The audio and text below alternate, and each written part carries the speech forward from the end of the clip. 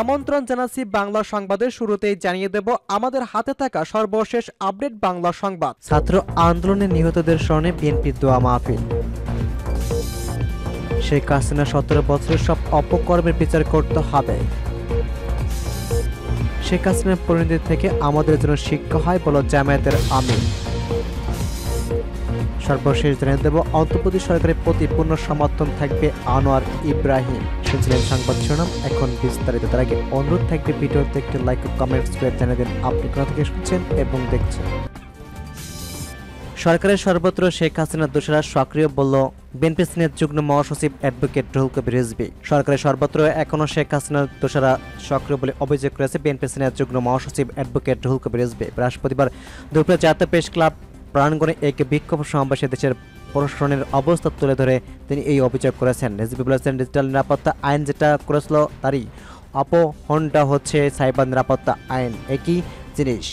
আজকে অন্তর্বর্তীকালীন সরকার আছে, খাদিজা নামে যে মেয়েটার মাস্টার ডিগ্রিতে পড়েছেন সে নাকি এখনও কারাগারে। তাহলে প্রশাসন কীভাবে চলছে? শুধু একটা পোস্টে দেওয়ার কারণে একজন ছাত্রী এখনও যদি কারাগারে থাকে তাহলে তো বুঝতে হবে আমরা যেটা বলি শেখ হাসিনা ভূতাত্রারা আজকেও আদালতে প্রশাসনের পুলিশে আছে। তারা প্রতি পদে পদে এই সরকারকে ব্যাহত করেছে। বাংলাদেশ ফেডারেশন সাংবাদিক ইউনিয়ন ও ঢাকা সাংবাদিক ইউনিয়নের যৌথ উদ্যোগে আমার দেশ পত্রিকার সাধারণ সম্পাদক মাহমুদুর রহমানের বিরুদ্ধে সব মিথ্যা মামলা প্রত্যাহার এবং আমার দেশ পত্রিকা খুলে দেওয়ার দাবিও এই বিক্ষোভে সমাবেশে হয়। রিজভী বলেছেন, ফ্যাসিবাদী আর ন্যাসিদের কখনোই রাজনৈতিক ও সামাজিক পুনর্বাসন হতে পারে না। মুসোলিনি আবারও ফিরে আসেনি ইতালিতে, হিটলার আবার পুনর্বাসিত হয়নি জার্মানিতে। সুতরাং কোনোভাবে মাফিয়া ন্যাসিস ফ্যাসিস্টদের পুনর্বাসন বাংলাদেশ হবে না। একটি নতুন বাংলাদেশ, একটি বৈপ্লবিক বাংলাদেশ, একটি গণতান্ত্রিক বাংলাদেশ, একটি আইন শাসনের বাংলাদেশ, একটি বিচার বিভাগের স্বাধীনতার বাংলাদেশ, যে সুন্দর স্বপ্নময় বাংলাদেশ প্রতিষ্ঠিত হবে সেই দিকেই আমাদের এগিয়ে যেতে হবে। তার জন্য অতি শীঘ্রই অবাধ সুষ্ঠু নির্বাচন দিতে হবে। প্রয়োজনীয় যেসব সংস্কার তা সম্পন্ন করে অতি দ্রুত জনগণের ক্ষমতার জনগণের কাছে দিলে পরেই সেই বিপ্লব কর্মকাণ্ডগুলো দ্রুত বাস্তবায়িত হবে। অন্তর্বর্তী সরকারকে জনগণের সরকারের মতো কাজ করার আহ্বান জানিয়ে তিনি বলেছেন, বিরোধী দলগুলোর মতো আত্মত্যাগ ছাত্র জনতার বিপ্লবের পর এই বিপ্লব প্রস্তুত হলো, তাহলে এর টোন ও এর ভাষা, এর কার্যক্রম সবকিছুই তো বিপ্লবিক হবে। আজকে ঘাপটি মেরে থাকা শেখ হাসিনা দোষরা প্রশাসনের পুলিশে প্রত্যেকটা জায়গায় বিভ্রান্তি তৈরি করার চেষ্টা করেছে। আমার দেশ পত্রিকার সাধারণ সম্পাদক মাহমুদুর রহমান কারাগারে নেওয়ার প্রসঙ্গে টেনে বিএনপির এই জ্যেষ্ঠ নেতা বলেছেন, বিপ্লব সরকারের কর্মকাণ্ড হবে বিপ্লবিক। আইনের কথা বললে আইন উপদেষ্টা নিশ্চিতে একজন গুণী মানুষ, আমাদের অন্তত ঘনিষ্ঠজন, কিন্তু বিপ্লবিক সরকারের দায়িত্ব তো প্রচলিত কোনো আইনের উপর ভিত্তি করে কাজ করা নয়।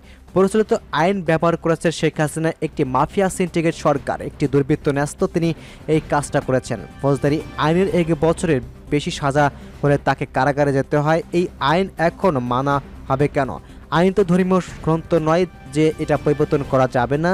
এই বিপ্লবিক পরিবর্তন এত ছাত্র জনতার যে আত্মদান, এত রক্ত এখনও গড়িয়ে যাচ্ছে, তাদের আত্মদানের মধ্য দিয়ে সরকার তারা কেন পুরনো আইন দেখে কাজ করবেন? ফ্যাসিবাদ মুক্ত বাংলাদেশ কেন মাহমুদুর রহমানকে কারাগারে যেতে হয় তা নিয়ে প্রশ্ন তুলেছেন রিজভী। রুহুল কবির রিজভী বলেছেন, অন্তর্বর্তী সরকারের 2 মাস হয়ে গেল, বিএনপির ভারপ্রাপ্ত চেয়ারম্যান তারেক রহমান তিনি কেন দেশে আসতে পারছেন না? কি আইনি প্রক্রিয়া আছে? এই আইনই তো মানবতা বিরোধী আইন। এই আইন স্বার্থ রক্ষার করা হয় মাফিয়াদের, স্বেচ্ছাচারের খুনিদের। এই আইন তো নির্বাহী আদেশে একটা খোঁচার পরিবর্তন হতে পারে। তাহলে কি আপনারাও অন্তর্বর্তী সরকার ভয় পাচ্ছেন, নাকি আপনাদের কেউ নির্দেশ দিচ্ছে কোনো জায়গায় থেকে যে আপনাদের এর বাইরে যাওয়া যাবে না? একইভাবে কাজ করবেন বিএনপির ভারপ্রাপ্ত চেয়ারম্যান তারেক রহমান যেন ফিরতে না পারে, সেই ব্যবস্থা যেন আপনারা এই কাজগুলো করুন। এগুলো পরিবর্তন করা যাবে না। যেভাবে মাহমুদুর রহমান মান্না কারাগারে নিয়ে যাওয়া হলো, এই পরিস্থিতি আমরা এই সরকারের কাছ থেকে আশা করতে পারি না। তিনি বলেছেন, এত আত্মত্যাগের পর যে সরকার, সেই সরকার কেন শেখ হাসিনা আইনগুলো টেনে নিয়ে এসে গণতন্ত্রের বিপ্লবের মানুষের যন্ত্রণা দিচ্ছে? এটা গোটা জাতি আজকে জিজ্ঞাসা।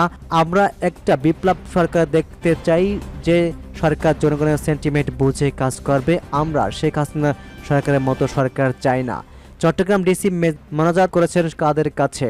আওয়ামী লীগের যে সমস্ত চেয়ারম্যান প্রার্থী নমিনেশন জমা দিয়েছে তাদের নিয়ে এই ধরনের সরকার চায় না বলে তো এত রক্তপাত, এত কিছু হলো, এত ঘটনা হলো, এটা এই সরকারে বুঝতে হবে। বিএফইউজের মহাসচিব কাদের গনি চৌধুরী বলেছেন, আমাদের খুব দুঃখ লাগে যে ছাত্র জনতা বিপ্লবের পরও আমাদের রাস্তা নামতে হয়েছে দাবি নিয়ে। আমরা এই সমাবেশ থেকে সব বন্ধ, সংবাদপত্র মিডিয়া খুলে দেওয়ার দাবি জানাচ্ছি। খুনি হাসিনা যত সাংবাদিক ও রাজনৈতিক নেতাদের বিরুদ্ধে মিথ্যা মামলা দিয়েছে, এই মামলা প্রত্যাহারের দাবি জানাচ্ছে। এই সরকারের চারপাশে ফ্যাসিবাদের প্রেতাত্মাদের ঘুরে বেড়াতে দেখছি। এই প্রেতাত্মাদের অবিলম্বে অপসারণ করতে হবে, তাড়িয়ে দিতে হবে, নাহলে যেভাবেই আমরা রক্ত দিয়েছি আমরা আবারও ফ্যাসিবাদের দালালদের তাড়ানোর জন্য রাজপথে নামতে বাধ্য হব। ঢাকা সাংবাদিক ইউনিয়নের সভাপতি শহীদুল ইসলাম বলেছেন, কেন মাহমুদুর রহমানকে জেলে যেতে হলো? আইনে উপদেষ্টাকে বলতে হবে। মিথ্যা মামলা মাথায় নিয়ে আমাদের সংগঠনের সভাপতি রুহুল আমিন কাজী ভাইকে দুনিয়া থেকে বিদায় নিতে হলো। তিনি 1 বছর 7 মাস কারাবরণ করেছে এই মিথ্যা মামলায়। তিনি দেখে যেতে পারেনি যে তার মামলাটা প্রত্যাহার হয়েছে। এই সরকার ক্ষমতায় এসেছে গত 8 আগস্ট। কোথায় আমাদের সেই প্রতিশ্রুতিগুলো বাস্তবায়ন হলো? তিনি আরও বলেছেন, আপনারা আইন দেখে যে ফ্যাসিস্ট দোষরাদের ক্ষমতা রাখার জন্য ষড়যন্ত্র লিপ্ত হয়েছেন, আমরা বলতে চাই আপনাদের আমরা সহযোগিতা করতে চেয়েছি। 2009 সালের পর থেকে যতগুলো মিথ্যা মামলা হয়েছে অবিলম্বে মামলাগুলো প্রত্যাহার করুন। আমরা 48 ঘন্টা সময় দিতে চাই, নির্বাহী আদেশে সবগুলো মামলা প্রত্যাহার করতে হবে। সাংবাদিকদের বিরুদ্ধে যত কলা কানুন আছে সবগুলো বাতিল করতে হবে। বন্ধ গণমাধ্যমগুলো ক্ষতিপূরণ দিয়ে অবিলম্বে প্রচারে নিয়ে আসতে হবে।